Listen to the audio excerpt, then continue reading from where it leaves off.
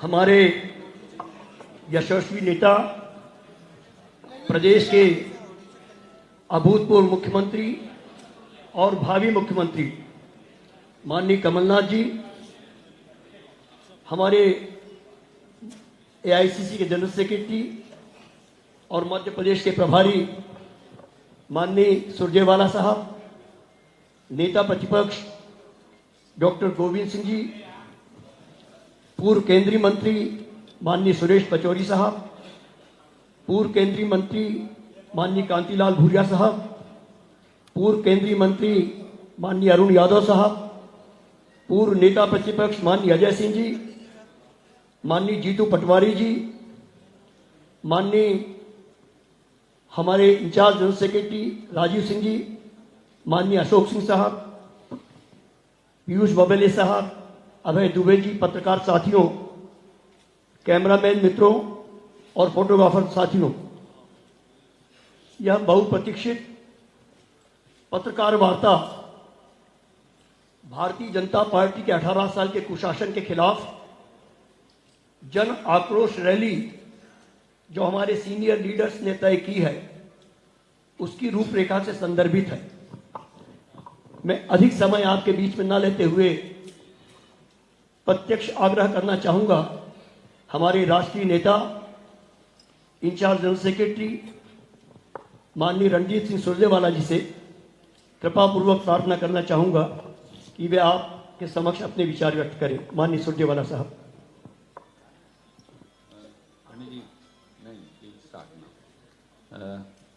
इससे पहले कि मैं शुरुआत करूं, सबसे पहले तो सब पत्रकार मित्रों का बहुत बहुत स्वागत। इससे पहले कि मैं शुरुआत करूं और माननीय कमलनाथ जी अपनी बात कहें और हम आपके सवाल लें, जन आक्रोश यात्रा का एक थीम सॉन्ग है, उसको हमने एक वीडियो की शक्ल में भी बदला है। हम आपको पहले वो दिखाना चाहेंगे और हमारे मित्र पीयूष जी फिर आपको उसकी प्रतिलिपि भेज देंगे। शशांक प्लीज।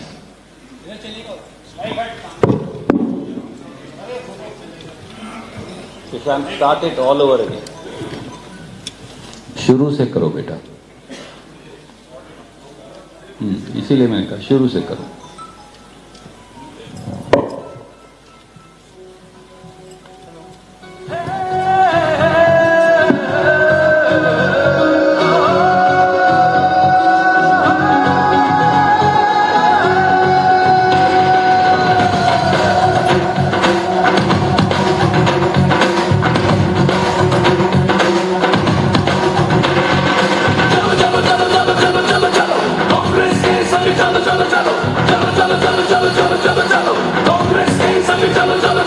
शेर की दहाड़ चलो, नर्मदा की धार चलो चलो, युवा हो पुकार चलो, बदले सरकार चलो।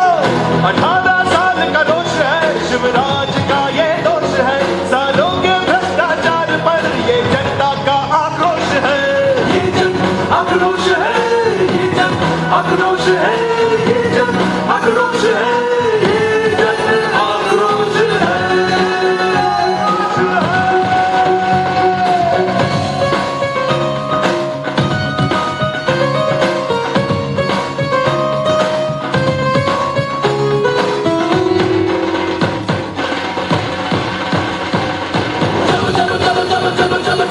कांग्रेस के संग चलो चलो चलो चलो चलो चलो चलो चलो चलो, कांग्रेस के संग चलो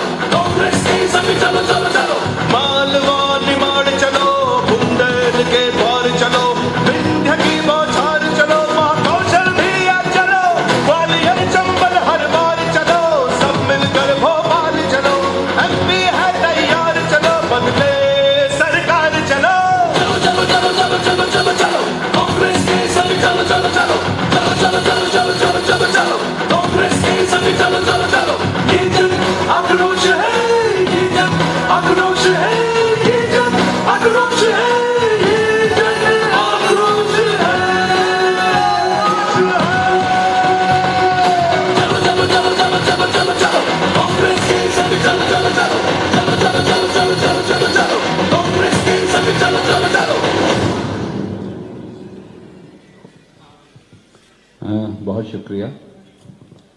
आदरणीय कमल मंचासीन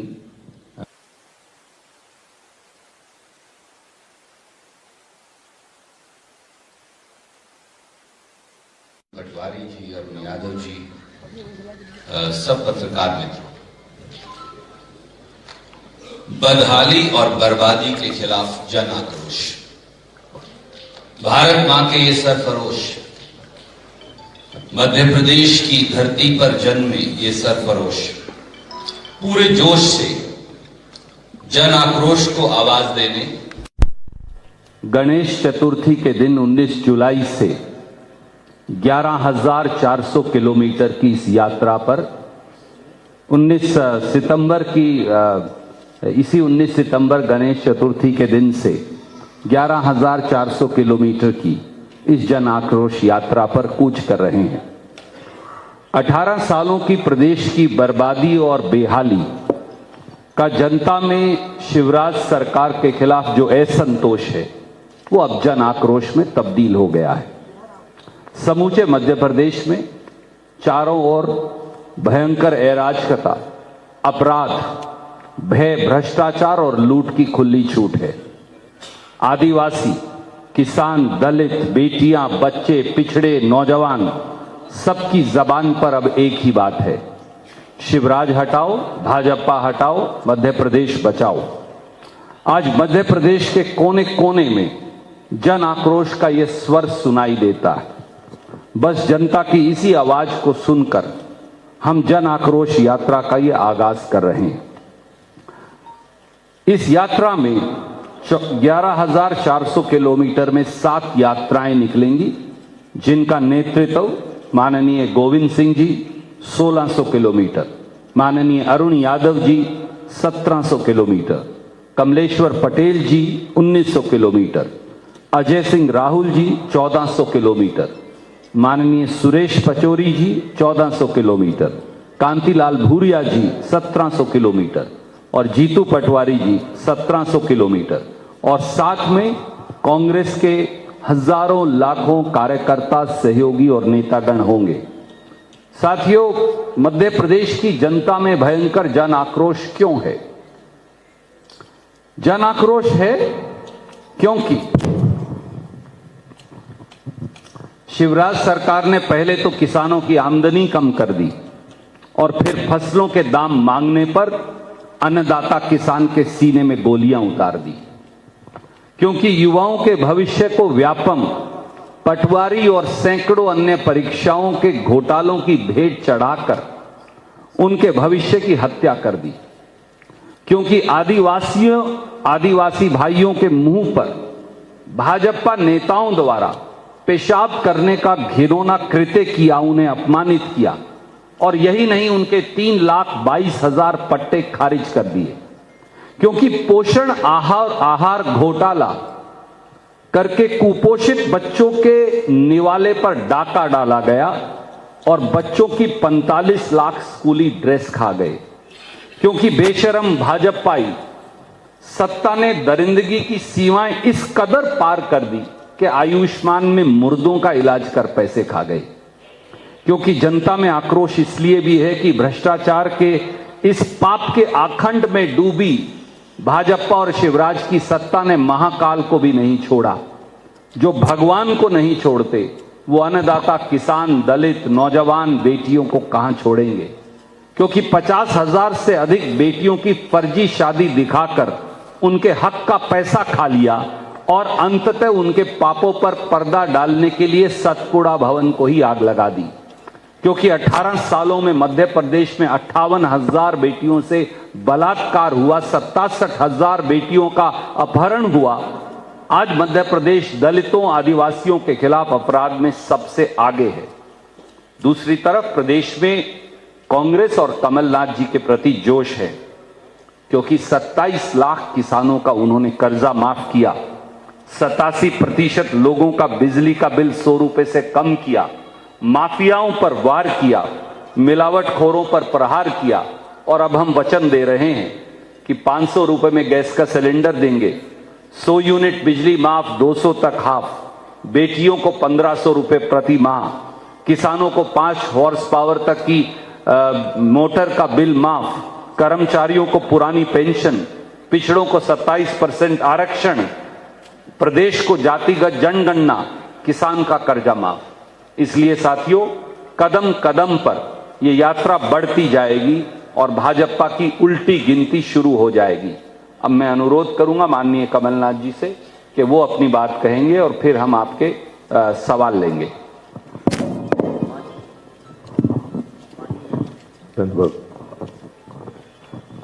हेलो माननीय रणदीप सुरजेवाला जी, सभी यहाँ मेरे साथ बैठे हुए कांग्रेस के नेतागण, गोविंद सिंह जी, अरुण यादव जी, सुरेश पचौरी जी, भूरिया जी, जीतू पटवारी जी, अजय सिंह जी, मैं देख रहा हूँ ताकि नाम लिखने ना पड़े।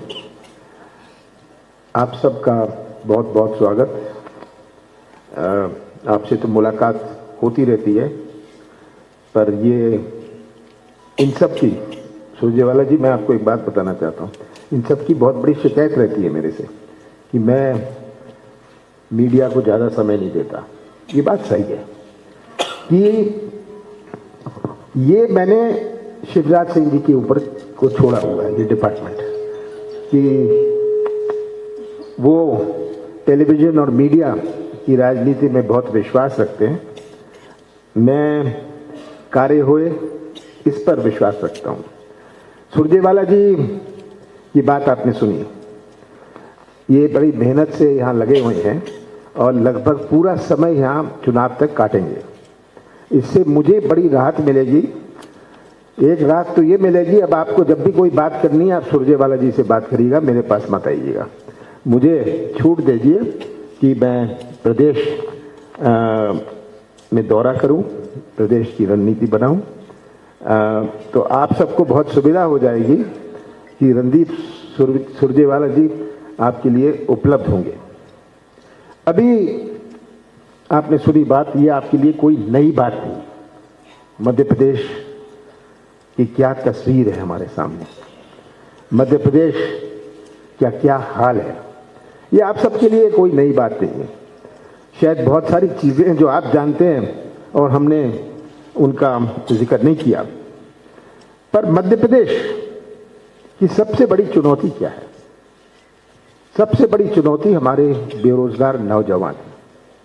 यही नौजवान जो मध्य प्रदेश का निर्माण करेंगे भविष्य में। अगर इनका ही भविष्य अंधेरे में रहा तो कैसा निर्माण होगा मध्य प्रदेश का? आज के नौजवान और 20 साल पहले के नौजवान में बहुत अंतर है। आज का नौजवान जो गांव से गया, उसने बीटेक कर ली, एमबीए कर लिया और आज बेरोजगार घूम रहा है, वो ना गांव का रहा ना शहर का रहा। गांव में उसका मजाक उड़ाया जाता है। बीटेक कर लिया पर रोजगार नहीं मिलता। बहुत सारे कारण हैं जो रोजगार नहीं मिलता, मौके नहीं मिलते, पर ये एक बहुत बड़ी समस्या है। कई जाके इंटरव्यू में फेल हो जाते हैं। मैं प्रैक्टिकल बात आपको बता रहा हूं। इंटरव्यू में फेल हो जाते हैं क्योंकि उनको इंटरव्यू देने की ट्रेनिंग नहीं है। इंटरव्यू देने की भी एक स्किल होती है, ये हम कभी समझते नहीं है, क्योंकि मैंने बहुतों, पता नहीं हजारों की मैं चर्चा करके इंटरव्यू के लिए भिजवाता हूं। वो मेरे लिए ले आते हैं, उसका जवाब क्या थे, कहते हैं ये उसके जवाब थे, क्योंकि इंटरव्यू देने की भी ट्रेनिंग होती है। ये बहुत बड़ी आवश्यकता है, इसमें एक सोच की आवश्यकता है कि आपने बीटेक कर लिया, एमबीए कर लिया, पर आपसे जब पूछा गया इंटरव्यू में आप अपना बायोडेटा रेज्यूमे लिख दीजिए, वो रेज्यूमे नहीं लिखना जानता अपना, तो वो कहते हैं कि ये कैसे, किस काम के लिए है। तो सबसे बड़ी चुनौती जो मैं कह रहा था, हमारे नौजवान हैं, खास करके हमारे जो ग्रामीण क्षेत्र के नौजवान हैं, ये सबसे बड़ी चुनौती है। मध्य प्रदेश एक ग्रामीण प्रदेश है, यहां कृषि प्रदेश है। 70% हमारे प्रदेश की अर्थव्यवस्था कृषि क्षेत्र पर आधारित है। 70% किसान नहीं है, पर जिसकी किराने की दुकान है। हमारी आर्थिक गतिविधि हमारे प्रदेश की इकोनॉमी इनफॉर्मल इकोनॉमी से चलती है, जिसकी छोटी दुकानें हैं, वो कोई जीडीपी में इनकी गिनती नहीं होती, पर आर्थिक गतिविधि में इनकी गिनती होती है, जिसकी किराने की दुकान है। तो कृषि क्षेत्र की चुनौती हमारे लिए सबसे बड़ी चुनौती है, और ये कांग्रेस ने पहचाना था। और एक मैं बात कहना चाहता हूं जो आप लोग को शायद याद ना हो, 47 से 69 तक कांग्रेस का चुनाव चिन्ह क्या था? बैल जोड़ी, 2 बैल जोड़ी, याद है? कांग्रेस का चुनाव चिन्ह था। 69 से लेकर 77 तक कांग्रेस का चुनाव चिन्ह क्या था? जो हमने चुना था। जब ये चुनाव चिन्ह 69 तक रहा, हमने इसको नहीं बदला, चुनाव आयोग ने बदला, इसको फ्रीज किया। तब हमको जब सेलेक्ट करना पड़ा, हमने क्या सेलेक्ट किया? गाय बछड़ा, ये हमारा चुनाव चिन्ह था। इसके बाद जब ये फ्रीज हुआ 77 के बाद, हमने हाथ का पंजा चुना। ये इतिहास चुनाव चिन्ह का भी बहुत महत्वपूर्ण इतिहास है। 2 बैल जोड़ी माने खेती किसान, ग्रामीण भारतीय संस्कृति, गाय बछड़ा हमारी गौ माता, हमारे ग्रामीण भारतीय संस्कृति, और हाथ जो आज का भी हमारा चुनाव चिन्ह है, क्रम, राष्ट्रीय एकता, भारतीय संस्कृति। हमें जब पूछते हैं, मैं तो कहता हूं हर पार्टी का एक डीएनए भी होता है, हर व्यक्ति का डीएनए होता है, और एक पार्टी का भी डीएनए होता है। ये है कांग्रेस का डीएनए, और यही हमें समझना है। आज भाजपा जो लगी है, मुझे तो ताज्जुब होता है, इतनी भीड़ दिल्ली से आ रही है, इतनी भीड़ दिल्ली से आ रही है। भाजपा को अपने 15 साल के मुख्यमंत्री के नाम पर वोट मांगने में शर्म क्यों आ रही है? आज क्या शिवराज सिंह जी के नाम पर वोट मांगा जा रहा है? ये भाजपा सरकार के 15 साल के इतिहास में इनकी पोल खुल गई है। इसीलिए ये शिवराज सिंह जी के 18 साल के मुख्यमंत्री के नाम पर तो आपको वोट मांगनी चाहिए, पर आप शर्मा रहे हैं, इसमें आप संकोच कर रहे हैं। ये भी बात सोचने समझने वाली है। इसलिए आज इनको बाहर से नेता लाने की आवश्यकता पड़ रही है। भाजपा का मूल चेहरा, एक मूल चेहरा है, वो खो गया है। अब 4 नए चेहरे हैं, भाजपा के 4 नए चेहरे हैं। बनावटी भाजपा, दिखावटी भाजपा, मिलावटी भाजपा और सजावटी भाजपा, ये इनके अब चेहरा है। ये भारतीय जनता पार्टी हो गई है। तो हमें, हमारी पार्टी को और मुझे मध्य प्रदेश के मतदाताओं पर पूरा विश्वास है। प्रजातंत्र में चुनाव आते हैं, पंचायत के चुनाव होते हैं, जनपद के होते हैं, जिला पंचायत के होते हैं, नगर निकाय के होते हैं, महापौर के होते हैं, लोकसभा के। हर चुनाव का अपना महत्व होता है। आप जब सरपंच चुनते हैं, उसको चुनते हैं कि ये गांव में बैठ के गांव की लड़ाई लड़ो।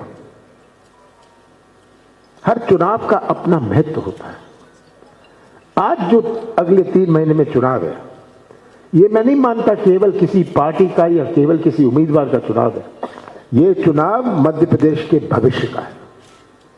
ये चुनाव मध्य प्रदेश के भविष्य को तय करेगी कि आज जिस प्रकार से एक व्यवस्था भ्रष्टाचार की बनाई है, मध्य प्रदेश का हर व्यक्ति, जिसमें आप इंक्लूडेड हैं, या तो भ्रष्टाचार के शिकार हैं या भ्रष्टाचार के गवाह है। हर व्यक्ति या गवाह है या उसका शिकार है। ये व्यवस्था एक सिस्टम बना लिया है भ्रष्टाचार का। क्या ऐसे कोई प्रदेश चल सकता है? तो आज मध्य प्रदेश के भविष्य का प्रश्न है, नौजवानों के भविष्य का प्रश्न है, हमारे कृषि क्षेत्र के भविष्य का प्रश्न है। अगर हमारे कृषि क्षेत्र में क्रय शक्ति ना हुई, खरीदने की ताकत ना हुई, तो कोई अर्थव्यवस्था टिक नहीं सकती। हमें ये बात याद रखनी है। किराने की दुकान चल नहीं सकती, ये बाजार नहीं चल सकते, हमारे जिले के ब्लॉक के बाजार नहीं चल सकते। ये आज सबसे बड़ी चुनौती है और यही बात हमारी जो यात्रा है, यात्रा का लक्ष्य है कि ये जो गुमराह करने का, ध्यान मोड़ने का प्रयास होता है, ये ध्यान मोड़ने की राजनीति, गुमराह करने की, दबाने, छिपाने, डराने की राजनीति, इससे हम जनता का ध्यान आकर्षण करें, उनको सावधान करें कि ये आप अपने भविष्य की लड़ाई लड़ रहे हो, किसी पार्टी की लड़ाई नहीं लड़ रहे, किसी उम्मीदवार की लड़ाई नहीं लड़ रहे, आप अपने भविष्य की लड़ाई लड़ रहे हो। आप कैसा मध्य प्रदेश सौंपना चाहते हैं आगे आने वाली पीढ़ियों को, ये लड़ाई है। और यही मैं मानता हूं और मुझे मध्य प्रदेश के मतदाताओं पर पूरा विश्वास है कि वो सब मिलके सच्चाई का साथ देंगे। मध्य प्रदेश की तस्वीर रखकर किस प्रकार से प्रलोभन, किस प्रकार से घोषणाएं, किस प्रकार से घोटाले, किस चीज में घोटाला नहीं है, भर्ती करो देखो घोटाला, राशन की दुकान, राशन के डिस्ट्रीब्यूशन में घोटाला, खाद बीज घोटाला, जहां देखो घोटाला। क्या हमारे प्रदेश की जनता अंधी है? इसलिए मुझे मध्य प्रदेश के मतदाताओं पर पूरा विश्वास है, पूरा फेथ है कि वे मध्य प्रदेश का भविष्य सुरक्षित रखेंगे, आगे आने वाली पीढ़ियों का भविष्य सुरक्षित रखेंगे। आप सबका बहुत बहुत धन्यवाद। मेरी आपसे प्रार्थना है कि विषयांतर ना कीजिएगा प्रश्नोत्तर में, विषय से संदर्भ यदि आप पूछेंगे तो आपकी कृपा होगी। मिस्टर आनंद जी आप माइक दीजिएगा, मिथुन जी आप इधर देखिएगा। रणदीप जी, रणदीप जी,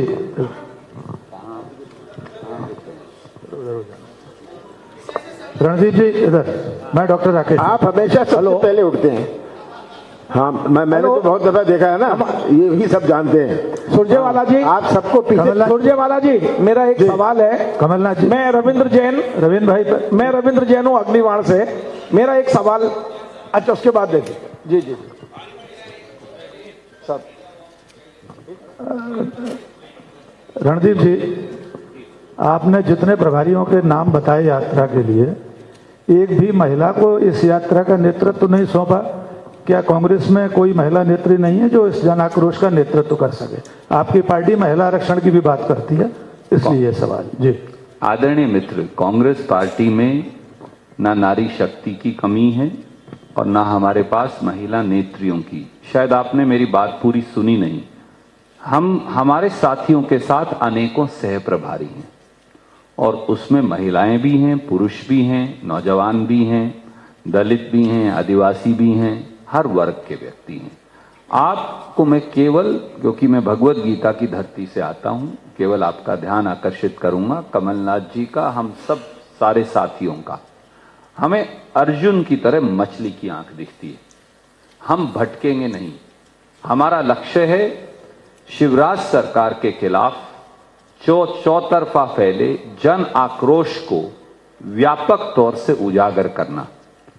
गणेश चतुर्थी से शुरू होने वाली ये यात्रा लगभग 15 दिन में 11,400 किलोमीटर तय करके एक एक कोने कोने में, एक एक विधानसभा में जाकर इसे उजागर करेगी और हम सबको शामिल करेंगे, क्योंकि यही कांग्रेस है। सुरजेवाला जी, मैं रविंद्र जैन हूँ और अग्निवाण से। इधर इधर इधर प्लीज। आपने महिला शक्ति की बात कही तो मैडम के पास माइक है, तो इसलिए मैं वहां जाऊंगा। चलिए उनके बाद ले लीजिए मुझे। I wanted to say these 7 different routes that you are going to take. Will you please specify which routes and who will go on which route and how many assembly segments will be covered? because the Jan Ashirwad Yatra is going to 210 assembly seats out of 230. The other question is to Mr. Kamal Nath. Sir, ma'am कभी भी हरियाणा के आदमी से 2 सवाल नहीं पूछते, वो भूल जाता है, तो मैं एक का जवाब दे नहीं, देता आप हूं। एक कमलनाथ जी से पूछ रहे हैं, एक कमलनाथ जी से पूछ रही हूँ। Sir, the India Alliance has already announced that they will have a rally here in Bhopal in the first week of October. हाँ, along with Jan Ashirwad Yatra and Priyanka Gandhi's visit to the state, will there be this yatra and what are the preparations, please? Madam, आपने 2 प्रश्न पूछे। मेरे सहयोगी पीयूष बबले जी यहाँ हैं, वो मैंने आपका समय खराब नहीं करना चाहता था। पूरी यात्रा का रूट पढ़कर 11,400 किलोमीटर में हम 230 विधानसभाओं को 15 दिन में कवर करेंगे। All 230 assemblies in next 15 days. तो एक तो ये जवाब हो गया। बाकी के जो यात्रा के रूट के कॉन्ट्यूअर्स हैं वो आपको व्हाट्सएप पर और प्रिंट में भेज देंगे ताकि आपका समय खराब ना हो। इंडिया अलायंस की जो रैली है जिसकी आपने चर्चा की, वो अभी भी माननीय खड़गे साहब और अलायंस के दूसरे नेताओं के साथ चर्चा में है। तो जैसे ही कुछ फ्रीज होगा वो यहाँ होगी या कहीं और होगी, हम आपको बता देंगे।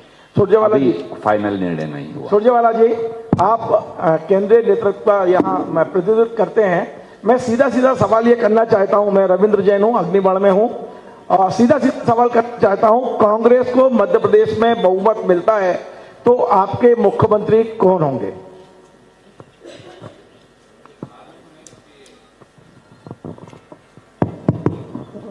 आपके वाणों के लिए साधुवाद। और आपको यहां नजर नहीं आते क्या? अगला प्रश्न। सर मेरा सवाल सर इधर एक इस तरफ से। सर, अभी जो इंडिया ब्लॉक की आप बात कर रहे थे कि गठबंधन की अभी फाइनल नहीं हुआ है, लेकिन मेरा सवाल ये है कि लगातार बीजेपी, चाहे प्रधानमंत्री नरेंद्र मोदी हो, गृह मंत्री अमित शाह हो, पार्टी के अध्यक्ष बीजेपी के नड्डा साहब हो, सब एक बात आकर लगातार मध्य प्रदेश में उनकी जन आशीर्वाद यात्राओं में कह रहे हैं कि जो सनातन धर्म का जो इंडिया गठबंधन के एक जो पार्टनर ने बात कही है उसको लेकर उन्होंने कहा है कि ऐसे में कांग्रेस का क्या स्टैंड है और आपकी जन आक्रोश यात्रा में उस सनातन धर्म के अपमान को लेकर जो बीजेपी का आरोप है, आपकी पार्टी क्या स्टैंड लेती है?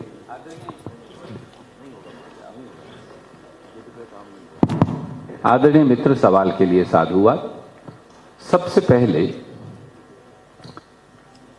सनातन क्या है? सनातन इस देश और प्रदेश के लोग हैं, धरती है। आज उसी सनातन पर प्रदेश के लोगों पर हमला बोल रखा है, इसलिए ये जन आक्रोश यात्रा। और मैं एक लाइन में एक बात कहूंगा, मैं पिछले 5 दिन से आपको यही जवाब दे रहा हूं, आपको तो याद है, पर छठे दिन फिर दूंगा।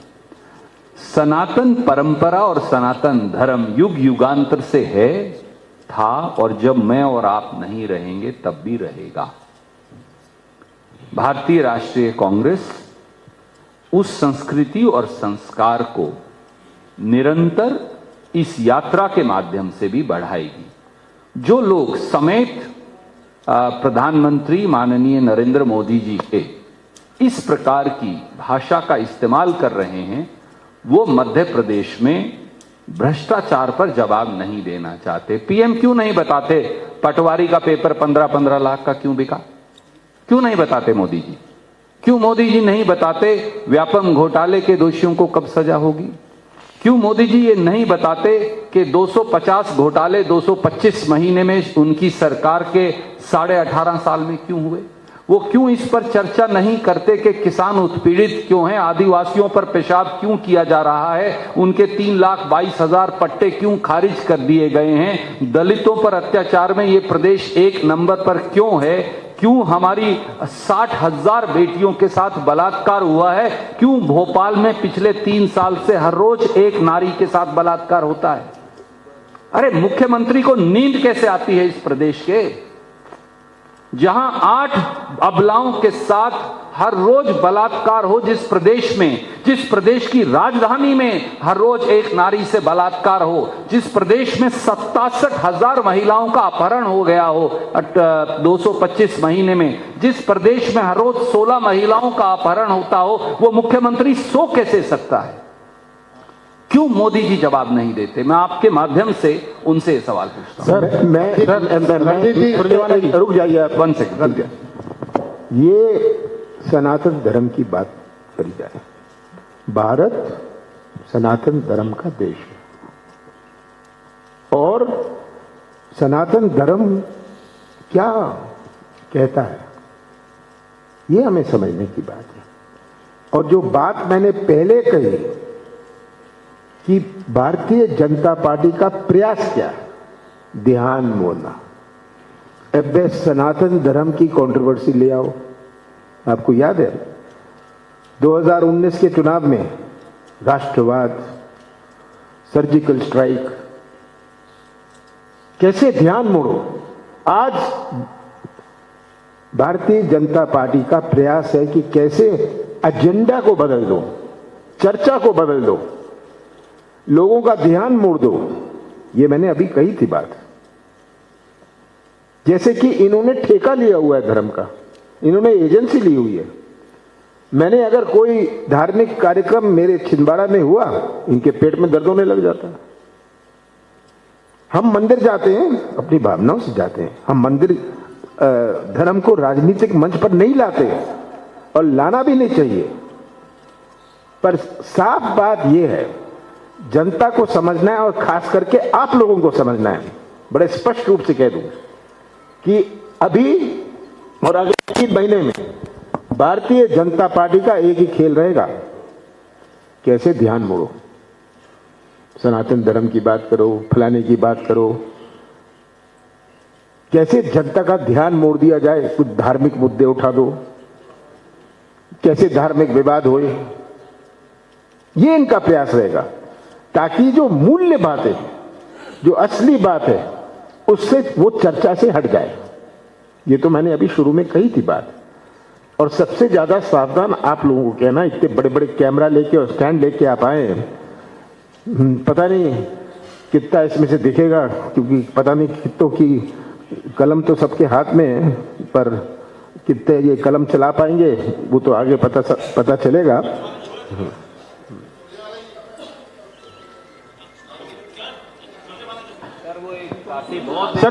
सर ये मेरा सवाल ये है कि जन आक्रोश यात्रा में पोस्टर बॉय दिखाई दे रहे हैं सारे के सारे, इसमें प्रमुख चेहरा। मेरी आपसे एक प्रार्थना, बहुत देर से एक वरिष्ठ साथी हैं वो खड़े।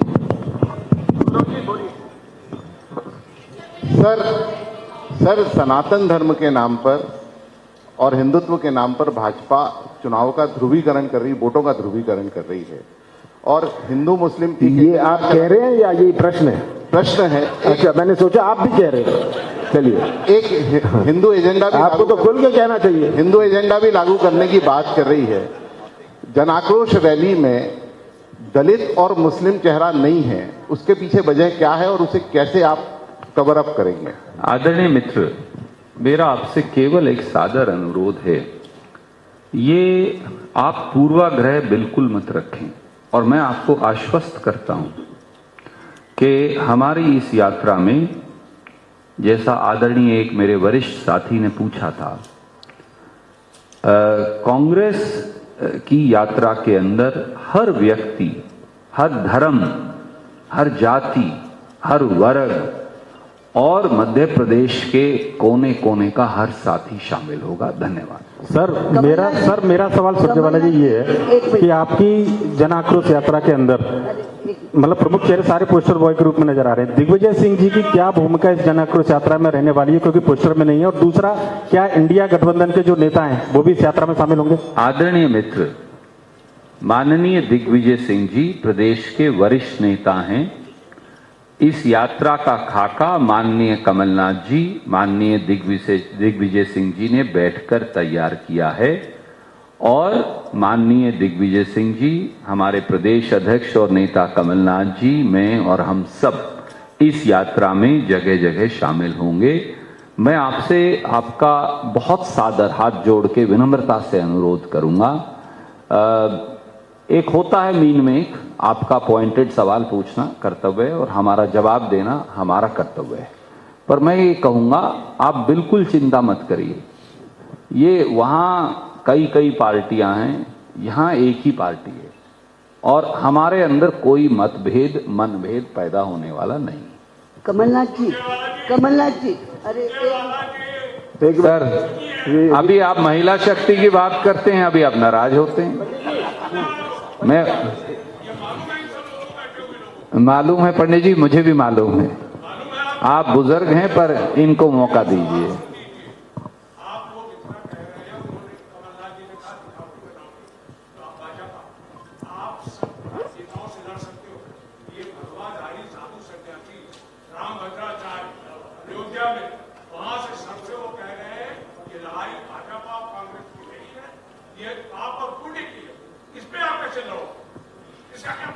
आपने बिल्कुल कहा, जनता लड़ेगी। पापी सत्ता में बैठे हैं और पुण्यकारी उन पापियों से लड़ने की लड़ाई लड़ रहे हैं। धन्यवाद पंडित जी, अब मैडम को मौका दे दी।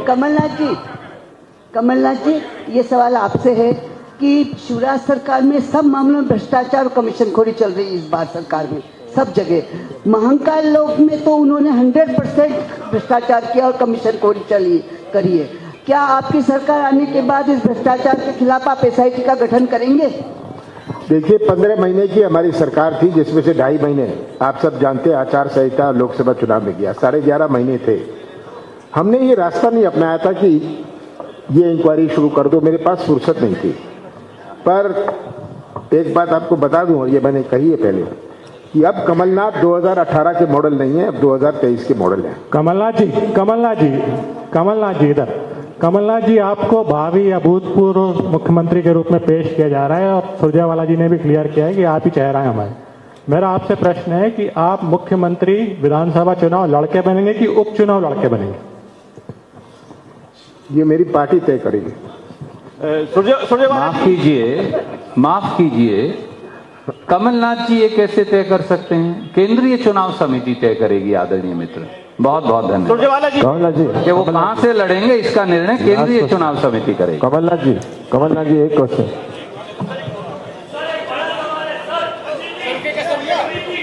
बहुत बहुत शुक्रिया सर।